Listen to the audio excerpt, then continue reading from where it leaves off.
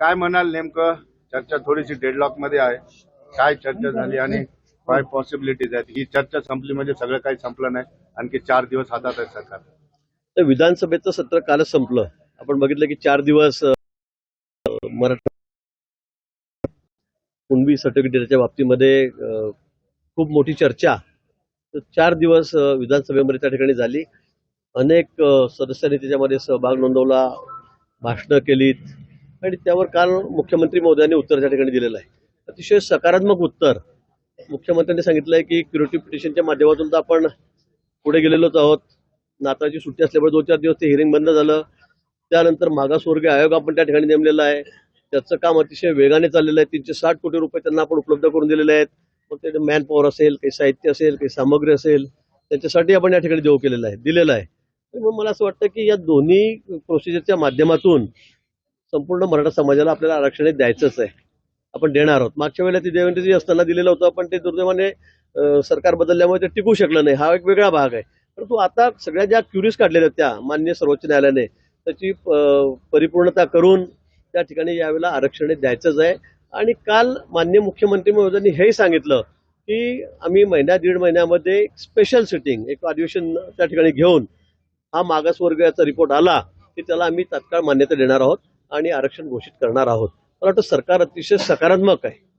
मुख्यमंत्री महोदय असतील, उपमुख्यमंत्री महोदय, संपूर्ण शासनाची भूमिका ही अतिशय पॉझिटिव्ह आहे. अतिशय अंतिम टप्प्यामध्ये आता हे आरक्षण आलेलं आहे आणि म्हणून आम्ही जरांगे पाटील साहेबांना पुन्हा विनंती करायला त्या ठिकाणी आमचे सहकारी मित्र उदयजी सामंत आहेत, भुमरे साहेब या ठिकाणी आहेत. आम्ही या ठिकाणी मुद्दामून या ठिकाणी आलेलो. बाबा आता 24 तारीख अल्टिमेटम हे आपण न करता आरक्षण अत्यक्ष आता जवळ आलेलं आहे. आपल्या पारड्यात ते पडणार आहे आणि म्हणून त्यांना विनंती करायला मी या ठिकाणी आलेलो आहोत. पण तो गेल्या वेळी उपोषणाला बसले असताना आमचे सहकारी मित्र 2 न्यायाधीश, माजी न्यायाधीश हे या ठिकाणी आलेले होते आणि त्यांनी लिखित स्वरूपामध्ये त्यांच्याशी ते बोलणं झाल्यानंतर त्यांनी लेखी केलेलं होतं आणि त्याच्यामध्ये आरक्षण देताना म्हणजे आता आम्ही या नोंदी काढतो आहोत, पण या नोंदी काढत असताना ज्याचं नाव निघालं त्याचे रक्तमासातले नातेवाईक, रक्तमासातले म्हणजे आपल्याकडे हा नियमच आहे, हा कायदा आहे, हा देशभर आहे की मी आणि माझी पत्नी जर असेल तर पत्नी ही त्यात गृहीत धरली जाते म्हणजे तिच्या नावाने ओबीसी सर्टिफिकेट मिळत नाही. मी ओबीसी असेल तर मग माझा मुलगा आहे, मुलगी आहे, भाऊ आहे, काका आहे, चुलते आहेत, म्हणजे त्यांना ते सर्टिफिकेट मिळू शकतं. पण माझी पत्नी आहे, पत्नीचे मुलं मुली, तिचा भाऊ, म्हणजे यांना ते सर्टिफिकेट लागू होत नाही, ते मिळत नाही. पण यात मागच्या वेळी जे बोलणं झालं जरांगे पाटील साहेबांबरोबर, तर त्यात असं लिहिलंय की सोयरे संबंध, सगळे सोयरे हा शब्द त्यात टाकला गेलेला आहे. जरांगे पाटील म्हणतात की सोयरे म्हणजे काय? सोयरे म्हणजे आपले व्याईधोई, हा शब्दशः अर्थ त्यांनी घेतलेला आहे. पण तो नियमामध्ये कुठे बसत नाही. आतापर्यंत सुप्रीम कोर्टाचे अनेक निर्णय त्या संदर्भामध्ये झालेले आहेत. अनेक लोक कोर्टामध्ये गेलेले होते. सर्वोच्च न्यायालयाने ते सगळं फेटाळलेलं आहे की मुलीकडचं आरक्षण तुमचं गृहीत धरलं जात नाही आणि म्हणून वडिलांकडचं म्हणजे वडील असतील म्हणजे माणूस असेल तर त्याच्याच रक्तवंशावळीतले जे खालचे नातेवाईक आहेत त्याचे सगळे संबंध आहेत, सगळे संबंध म्हणजे रक्तातले जे आहेत त्यांनाच ते सर्टिफिकेट मिळतं. आणि म्हणून या गोष्टीवर थोडा आमचा काय झालेला आहे की सगळे सोयरे म्हणजे मुलीकडच्या नाही, म्हणजे मला दिलं तर माझ्या पत्नीलाही द्या, तिच्या भावालाही द्या, तिच्या वडिलांनाही द्या. मला वाटतं असं कुठेही कायद्यामध्ये नाहीये. मी त्यांना तेच समजून सांगितलेलं आहे. पण ते लिहिलं गेलेलं आहे.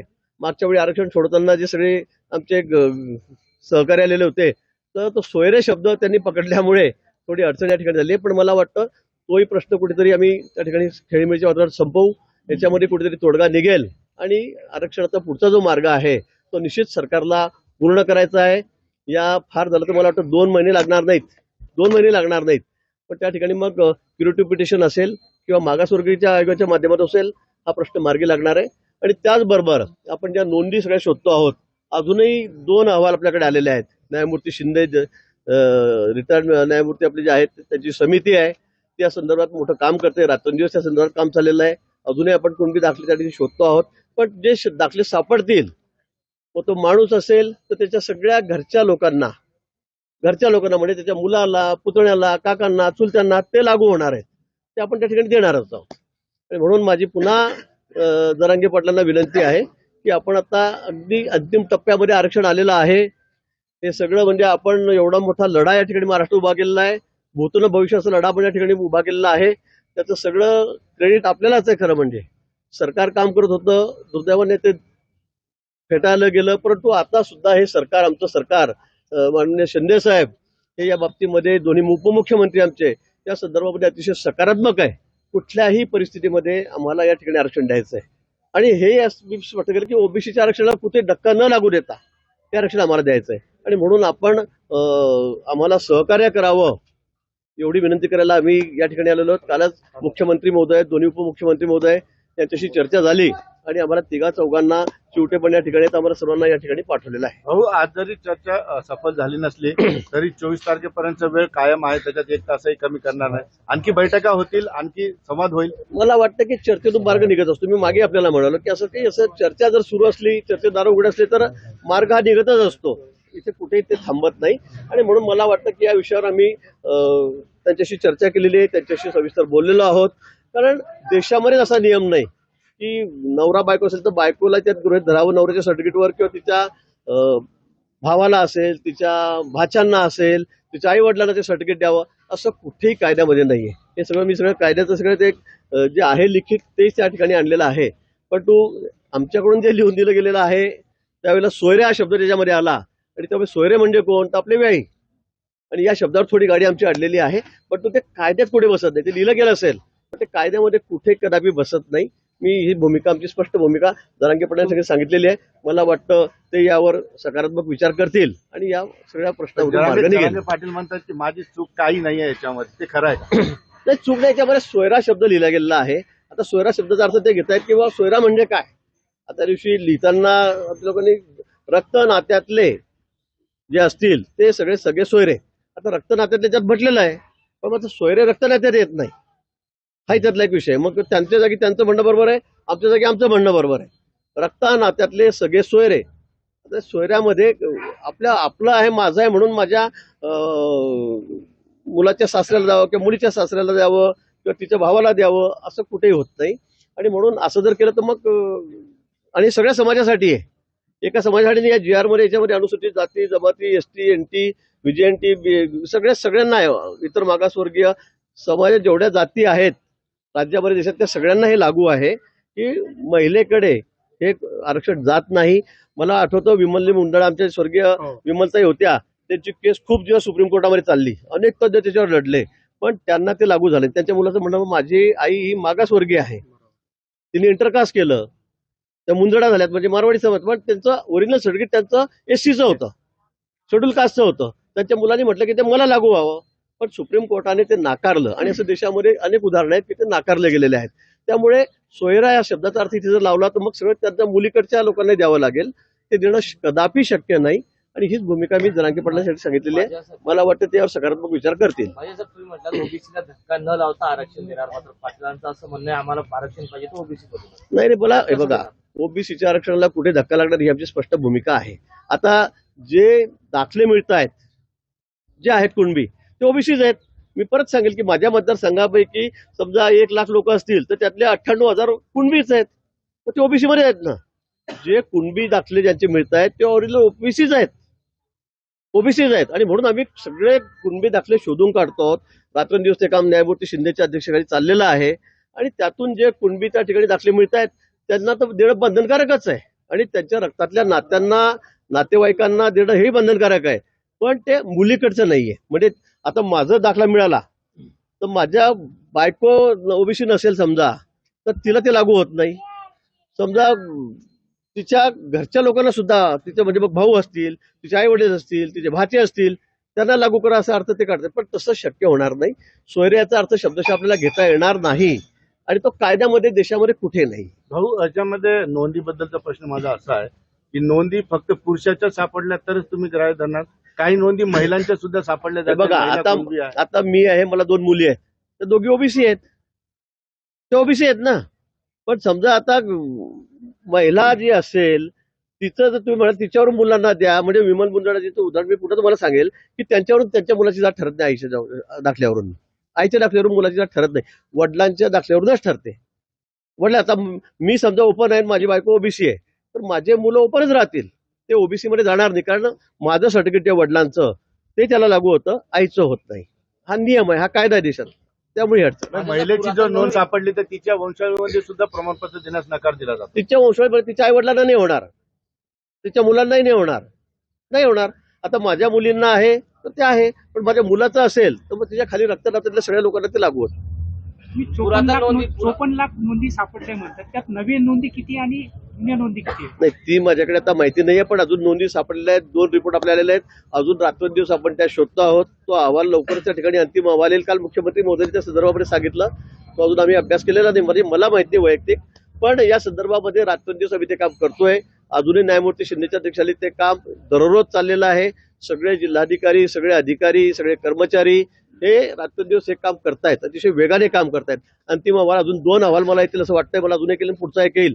त्या संदर्भात नक्की माहिती आपल्याला नंतर मिळेल. काही पुरातन मंदिरातल्या नोंदी असतील किंवा देवी लसीच्या नोंदी या ग्राह्य धरल्या जाणार का? सगळ्या नोंदी त्याच्यामध्ये खूप, आता तर आम्ही इतक्या वाढवलेल्या आहेत, त्याच्यामध्ये सगळ्या जुन्या नव्या नोंदी, अगदी तुम्ही म्हणजे कोणी जेलमध्ये असतात त्याच्या नोंदी आहेत, शाळेमधल्या आहेत, मंदिराच्या असतील, कोण वेगवेगळ्या सगळ्या प्रकारच्या कुठली एक जरी नोंद मिळाली तरी त्याला कुणबीचा आम्ही दाखला देणार आहोत. अजून एक भाट पूर्वी यायची आणि ते नोंद हो. करायची, त्याच्यामध्ये जात ती ग्राह्य धरली जाणार ती सुद्धा ग्राह्य धरली जाईल. तर मी सांगितलं की कुठलंही एखादं तुम्ही फक्त आणा की हे मागचं असं उदाहरण आहे, संपला तुमच्याकडे सर्वसुपूर्त, त्याच्यामध्ये त्याला सगळ्यांना देतो आहोत आणि तेच आम्ही शोधतो आहोत. आम्ही अगदी सगळे जेलमध्ये जाऊन सुद्धा सगळे पुरावे आम्ही शोधतो की बाबा जे लोक जेलमध्ये त्यांच्याकडे कोणती काय जेलमध्ये टाकलं त्याचं हे असतं, FIR मध्ये नसतं, पण जेलमध्ये माणूस गेला किती जात टाकावी लागते. त्याच्यामुळे ते सुद्धा आम्ही शोधतो आहोत. म्हणजे सगळ्या प्रकारे प्रकारे कुठल्याही प्रकारे खरेदी विक्रीचे व्यवहार आहे तुमचे काय असतील, शाळेतले दाखले असतील, कुठल्या काही जे असतील नसतील असे 35-36 प्रकार आहेत की ते सगळे आम्ही शोधून काढतो